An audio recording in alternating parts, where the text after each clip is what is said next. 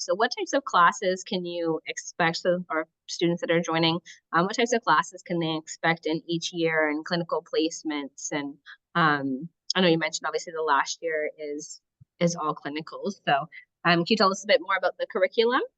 Yeah, so because I did a 5-year program and they were accepting not undergrad, but high school students, our first 2 years were an overall to bring the students that hadn't done undergraduate studies up to pace. So the first year is all general. There's like biology, there's chemistry, there's I believe biochemistry, so all the general like statistics I believe there is, but I was able to get credit for that because I had done a full degree. So if you haven't done that, then it's very condensed. They're essentially condensing 4 years of university into one.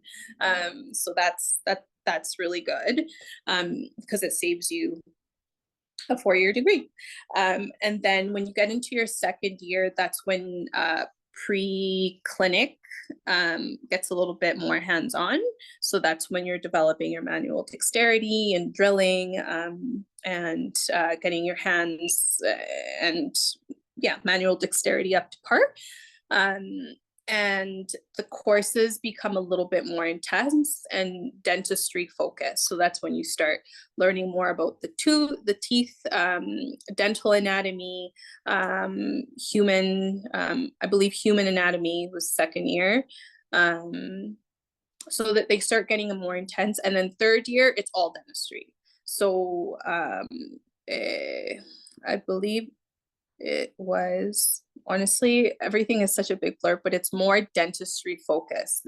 There's no chemistry, there's no biochemistry, but everything is dentistry focused. So prosthodontics, periodontics, oral surgery, like all the things that you're going to be applying in the next year as you start seeing patients for those heavy procedures.